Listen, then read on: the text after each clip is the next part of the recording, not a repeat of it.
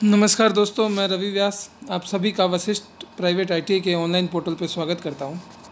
आज अपने इस वीडियो में डीसी जनरेटर से रिलेटेड जो ऑब्जेक्टिव क्वेश्चन है जो गवर्नमेंट एग्ज़ाम में पूछे जाते हैं और जितना सिलेबस अपन ने अब तक ऑनलाइन कर लिया है उतने में से जो ऑब्जेक्टिव क्वेश्चन आज तक गवर्नमेंट एग्ज़ाम में आए हैं उन सब के बारे में अपने आज चर्चा करेंगे। इससे पहले एक वीडियो में अपन ने ऑब्जेक्टिव क्वेश्चन पहले भी कर चुके हैं और ये उस सीरीज़ का दूसरा वीडियो है। आगे भी अपने जो है ऑब्जेक्टिव क्वेश्चन करते रहेंगे क्योंकि जो गवर्नमेंट एग्जाम है वहाँ तो ऑब्जेक्टिव क्वेश्चन ही काम आने अपने। तो इसने कहा 1000 आरपीएम की स्पीड से एक शंट जनरेटर चल रहा है तो फ्लक्स आधे कर दिए जाए तो नई स्पीड क्या होगी। तो एन जो होता है वो E/5 के प्रोपोर्शनल होता है, ठीक है। तो जब एन E/5 के प्रोपोर्शनल था तो एन की वैल्यू क्या थी 1000। तो इसका मतलब E/5 की वैल्यू क्या होगी 1000 होगी। अब n किसके प्रोपोर्शनल हुआ E/5/2 के, क्योंकि फ्लक्स आते कर दिए तो बटे की बटे वाली संख्या कहाँ जाएगी ऊपर। तो n किसके प्रोपोर्शनल हुआ 2E/5 के। तो E/5 की वैल्यू क्या है यहाँ पे 1000, तो 2 × 1000 तो आंसर 1000। आंसर क्या हुआ अपना 2000। समझ आई बात। n प्रोपोर्शनल है E/5 के, फ्लक्स आधा कर दिया तो 2E/5 हो गया। तो E/5 की वैल्यू पहले स्पीड क्या थी 1000, तो अब क्या हुआ n प्रोपोर्शनल 2E/5। E/5 की वैल्यू 1000 रखी तो n की वैल्यू क्या होगी यहाँ पे 2000। तो बी आंसर मेरा यहाँ सही हो गया। कार्बन ब्रश कॉपर ब्रश से उपयोगी क्यों होते हैं, इसके कुछ कारण है कि एक तो ये स्पार्किंग के टाइम डैमेज कम होता है। क्यों डैमेज कम होता है, क्योंकि इसमें सेल्फ लुब्रिकेशन होता है कि ये जो फ्रिक्शन वगैरह से स्पार्किंग वगैरह से क्या है ये टूटता फूटता नहीं है या ख़राब नहीं होता है। और ये इसमें लचीलापन भी होता है, ये हार्ड नहीं होता कॉपर के कारण, इसलिए भी ये टूटता कम है। तो आपने देखते हैं ऑप्शन में क्या ये पहला क्या है कि ये कॉपर की तरह हार्ड नहीं होता, सही है। सेल्फ लुब्रिकेटिंग है, सही है। और स्पार्किंग में कम डैमेज होता है, सही है। तो इसका आंसर जो है डी सही है, ऑल ऑफ अबव।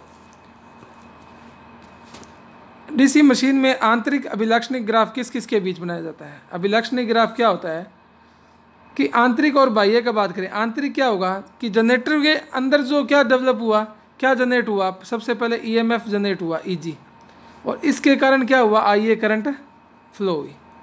तो ये आंतरिक कैरेक्टरिस्टिक है इसकी। और अगर बाह्य पूछे तो आउटपुट में मेरे को क्या मिला टर्मिनल वोल्टेज वी और लोड करंट आईएल। तो ये बाह्य कैरेक्टरिस्टिक किस में बनेगी वी और आईएल में। आंतरिक की बात करें तो ईजी और आईए में, तो ईजी वर्सेस आईए, सी आंसर इसका अपना सही है।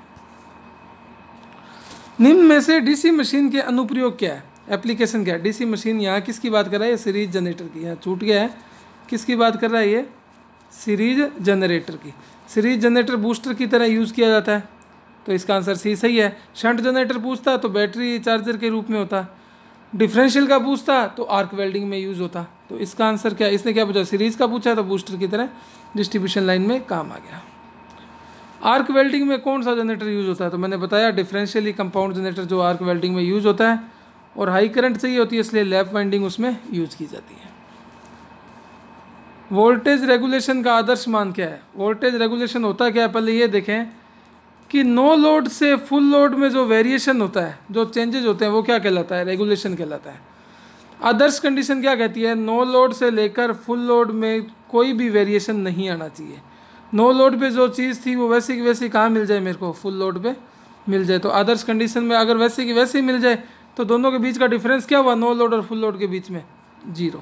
तो आंसर बी मेरा जो है वो सही है 0।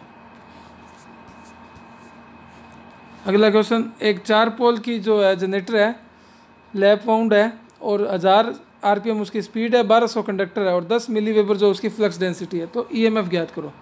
तो ई का फॉर्मूला क्या होता है, फाई जेड एन पी/60 है। तो फाई की वैल्यू कितनी है 10 मिली वेबर, जेड की कितनी है 1200, एन की कितनी है 1000, पी की कितनी है 4, 60 तो दिए हुए। ए की वैल्यू क्या, ए है पैरेलल पाथ, तो लैप वाइंडिंग है, जितने नंबर ऑफ पोल होंगे उतने ही नंबर ऑफ पैरेलल पाथ होंगे, तो वैल्यू रखो इसकी। तो ई बराबर क्या हुआ, फाई कितना है 10 × 10⁻³ जेड कितना है 1200, एन कितनी है 1000 इंटू पोल कितने हैं 4/60 इंटू पैरेलल पाथ कितने हुए 4, 4 से 4 कैंसिल, 60 एकम 60, 60 2 है 120 20। अब 3 एक 20 वाली 0 4 और एक ये 10 वाली 0 5 0 यहाँ है और 10 की -3 फ्लक्स में आया हुआ है, तो 5 में से 3 गए 2, तो 2 × 100 आंसर क्या हुआ मेरा 200। सी आंसर इसका सही है।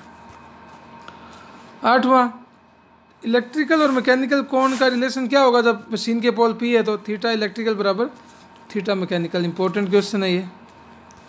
अपन ने जब वाइंडिंग की बात करी तब इसको पढ़ा भी था। आर्मेचर और स्टेटर के बीच एयर गैप को कम क्यों रखा जाता है? इसलिए कम रखा जाता है कि मैग्नेटिक फील्ड जो है वो स्ट्रोंगर अपने को मिल जाए। ये भी इंपॉर्टेंट क्वेश्चन है। एक 4 पोल की मशीन है और 1500 आरपीएम पे चल रही है, तो फ्रीक्वेंसी क्या होगी आर्मेचर वाइंडिंग में जो करंट फ्लो हो रही है उसकी? तो n बराबर होता है 120 F/P। तो n × P/120 बराबर क्या हुआ F। तो n कितना है यहाँ? n यहाँ 1500, P कितना है यहाँ 4 और बटे में कितना 120, तो 4 एकम 4 30 30 5 50, तो F की वैल्यू कितनी होगी 50 हर्ट्ज। तो अपना आंसर 50 हर्ट्ज सही हो गया। डीसी मशीन के कम्यूटेटर के द्वारा क्या रेक्टिफिकेशन होता है? डीसी मशीन के कम्यूटेटर के द्वारा क्या रेक्टिफिकेशन होता है? तो कम्यूटेटर क्या करता है अपना एसी को, कम्यूटेटर क्या करता है अपना यहाँ पे एसी को डीसी में चेंज करता है। तो क्या कम्यूटेशन एसी को डीसी में बदला? एसी को डीसी में बदला तो पहले इनपुट में एसी कैसी थी एसी, इसको बदलेगा किस में? इस टाइप से। तो ये क्या हुआ पूरी वेव के लिए 360 डिग्री के लिए अपने को आउटपुट दे रहा है। तो इस प्रकार के रेक्टिफिकेशन को क्या कहते हैं? Full wave. रेक्टिफिकेशन का मतलब ही क्या हुआ? एसी को डीसी में चेंज करना। ठीक है। आर्मेचर वाइंडिंग में डीसी में आर्मेचर वाइंडिंग रोटर पे क्यों की जाती है? तो मेरे को पता है कि जो आर्मेचर में क्या लगा होगा कम्यूटेटर लगा होगा, ये क्या करेगा एसी को डीसी में चेंज करेगा। कम्यूटेशन का मतलब क्या होता है? करंट का रिवर्स होना। कम्यूटेशन का मतलब है करंट का रिवर्स होना। तो ये एसी को डीसी में जब बदलेगा करंट रिवर्स करेगा, ये तब कब कर पाएगा? जब मेरी जो रोटर है वो रोटेट करता होगा। तो इसका आंसर क्या होगा? कम्यूटेशन के लिए ही डीसी आर्मेचर वाइंडिंग जो है रोटर पर की जाती है। डीसी मशीन क्या है? डीसी मशीन एक कंडक्शन मशीन है, चालन मशीन है।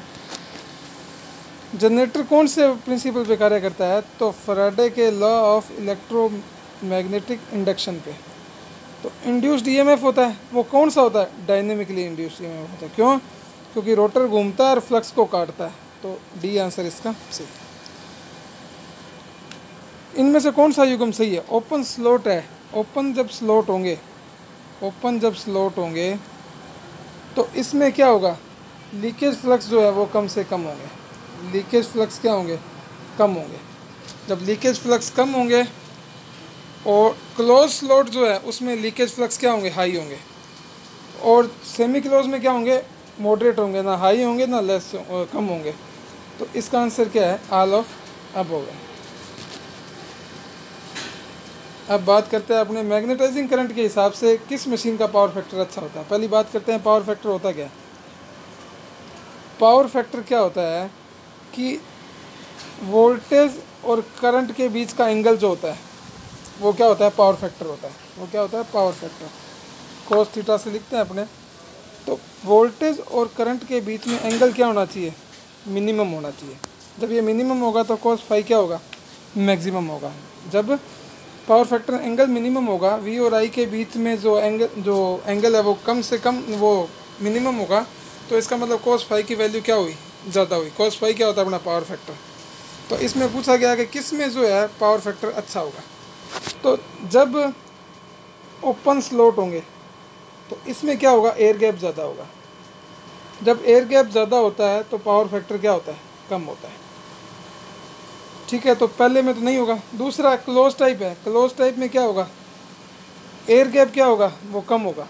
क्लोज टाइप में एयर गैप क्या होगा? कम होगा। एयर गैप कम होगा तो पावर फैक्टर क्या होगा? ज़्यादा होगा। तो इसका आंसर क्या है? क्लोज स्लॉट टाइप जो मशीन है उसका पावर फैक्टर जो है सबसे अच्छा रहेगा इनमें से। तो धन्यवाद दोस्तों। अगर आपको ये वीडियो अच्छा लगा हो तो मेरा चैनल लाइक करें, सब्सक्राइब करें और ज़्यादा से ज़्यादा शेयर करें। धन्यवाद।